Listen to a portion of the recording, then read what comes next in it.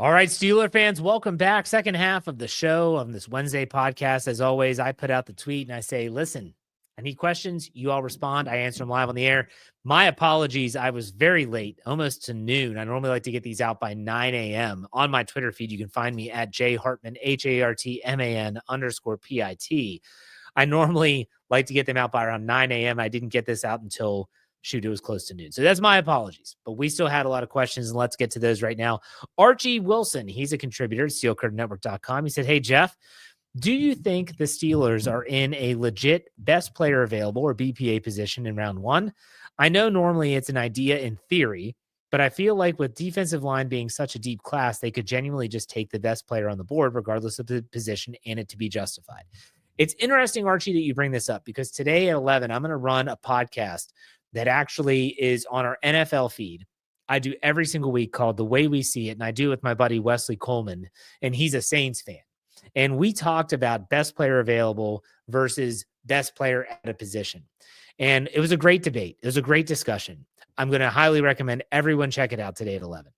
But I the one thing I said is that best player available, it doesn't have to be so strict. You could say that maybe the Steelers say, okay, we don't need this position in round one. Let's say center, okay? The Steelers love Zach Frazier. Zach Frazier looks to be the rock that they want in the center of their offensive line for many, many years to come. And if the best player on the board is a center, you're going to say, do we really want to take a center? Probably not. You're going to want to go to a different position.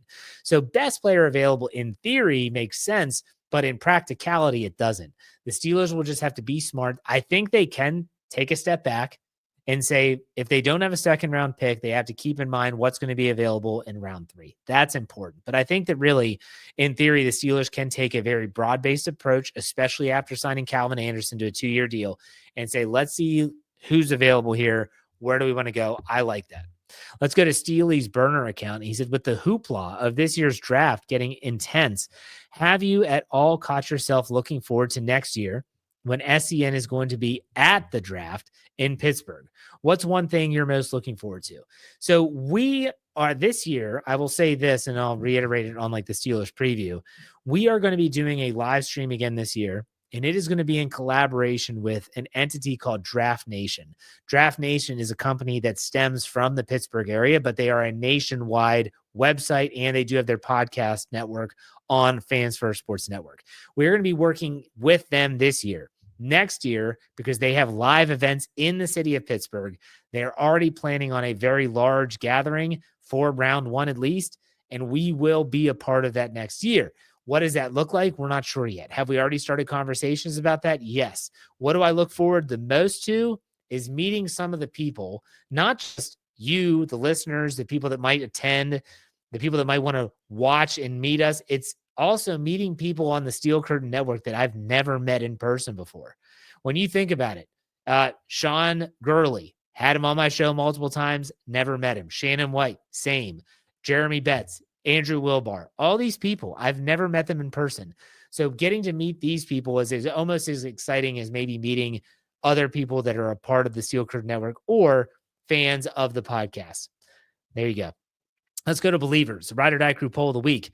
With all the positivity of players getting better than last year, which rookie can you see hitting a second-year wall and maybe underperforming this year? The options are Peyton Wilson, Mason McCormick, Zach Frazier, and Troy Fautanu. So I actually voted for Peyton Wilson. Not that I think Peyton Wilson's going to suck this year, but I think Peyton Wilson made several splash plays last year that, the scoop and score against Cincinnati, the interception, he was guarding Justice Hill against the Baltimore Ravens at Acrisure Stadium last year. Those plays are kind of 1 in a million sometimes. I think Peyton Wilson's going to be good. I don't think we're going to necessarily maybe see the splash plays from him. That doesn't mean it's going to be bad, but we just might see like a stagnation there before he maybe really progresses in year 3. We'll see. I hope I'm wrong, but I think Mason McCormick can only get better. I think Zach Frazier can only get better, and Fautanu, well, we didn't see him enough really to know the difference. All right, let's go to Jeff Coons. He said, greetings from Not Mad Canada. A rare non-football question from me as I take a brief vacation from the shipyard. What was your most memorable vacation destination and why? Okay. My most memorable vacation destination and why? I would have to say in terms of memorable, it would be Myrtle Beach, South Carolina. And the reason why it's Myrtle Beach, South Carolina is that that's where I used to go with my family as a child. So I have very fond memories of being in North Myrtle Beach, Cherry Grove area. Just really great memories as our family and my aunt and uncle and their family, we would always go down to Myrtle Beach typically every other year. As I grew older, it's a golf destination. It's where we went on a family trip as adults, and I asked my wife to marry me in Myrtle Beach, South Carolina. So that's where I'm going to go for my most memorable vacation destination. As for my favorite vacation destination now, it would be probably the Outer Banks in North Carolina. Jeff also said, looking forward to the draft, pick Kenneth Grant and replenish the trenches. Plug and play on day one. Defending the run game needs help. Don't overthink it, Omar. I like that, Jeff. I like that a lot. All right, let's go to Maddie, or plain and simple. He said, howdy from Atlanta, Jeff. Pretty plain and simple question this week.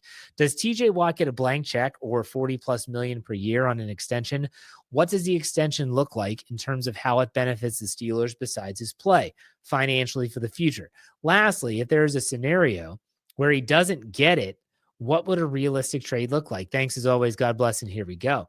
So I don't think that he gets a blank check. I think they would give him a fair compensation for how he's playing at this part of his career.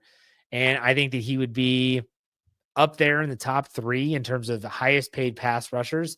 I don't know if TJ Watt wouldn't want to reset the market value at edge rusher at this stage. I don't know.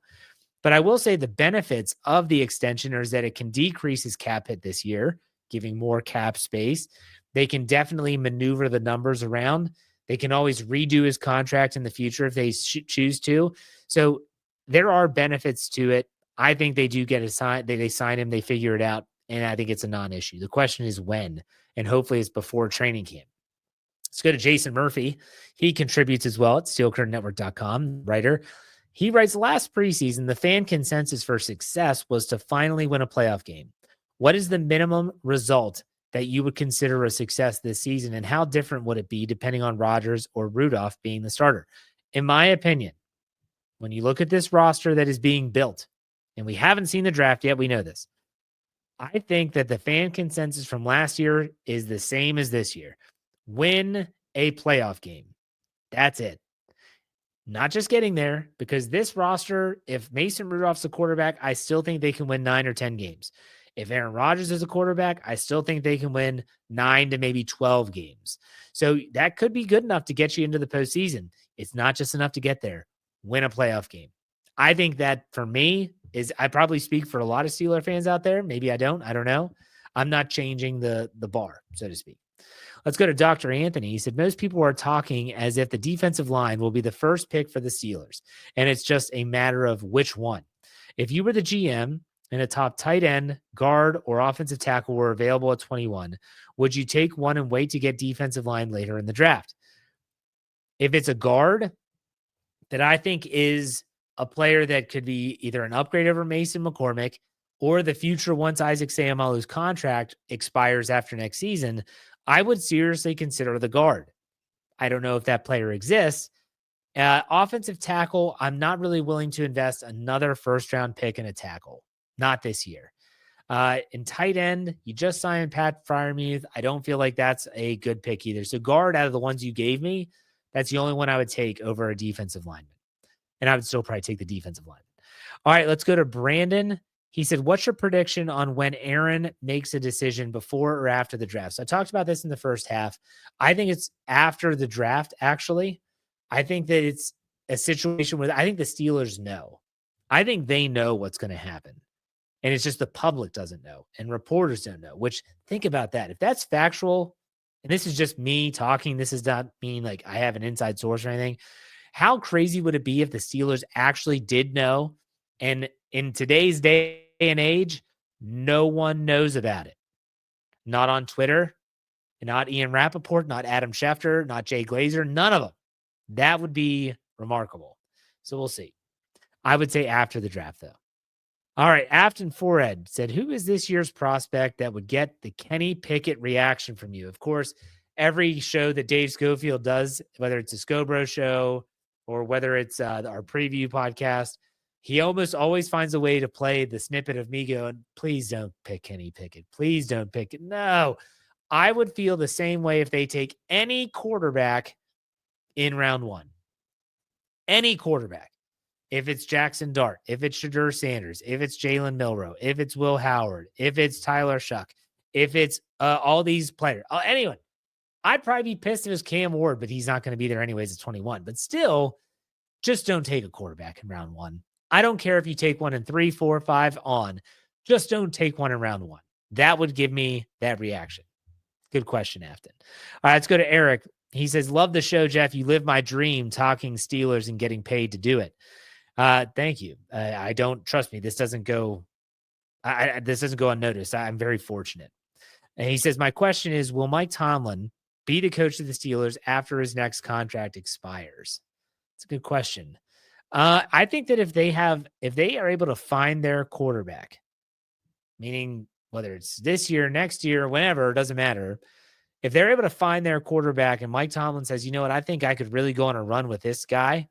I think he stays. I think the Steelers are going to always keep him around as long as he wants to be around. Whether you like him or not, that's just what I think. All right, and lastly, let's finish up with Steeler Fan 69, as he always provides some humor. He said, for you, my friend, when Chuck Norris was born, the doctor got slapped. I love Chuck Norris jokes. I don't know what it is, but I think they are hysterical. Next one. Chuck Norris always existed. Who do you think gave God a day off on Sunday? Okay. Next one. A lion would never play golf, but a tiger would. And then he said, going last during the mailbag, a tradition unlike any other. That's right. I always read his tweet last. A tradition unlike any other. And that's a reference to the Masters Golf Tournament, which starts tomorrow. If you happen to be a golf fan like I am, I wanted to tell you, check out my golf podcast that I do. Fairways, the and symbol dreams. Fairways and dreams. Fairways, the and symbol dreams. Go check that out. There's 3 shows a week. I love golf. I love talking about golf. I like talking about betting on golf. I love everything about it. If you love golf, a tradition unlike any other, go check it out. But that does it for me, folks. I'm really excited for this upcoming few weeks with the draft coming up. It's going to be really exciting. I hope you're on board with Steel Curtain Network, the podcast, steelcurtainnetwork.com, the website, all of it. Check out everything. It's going to be a lot of fun. I know you're going to be ready for it. So, he finishes out. Be safe, be kind, and God bless. Have a great rest of your week. We'll see you on Friday, folks. Go Steelers.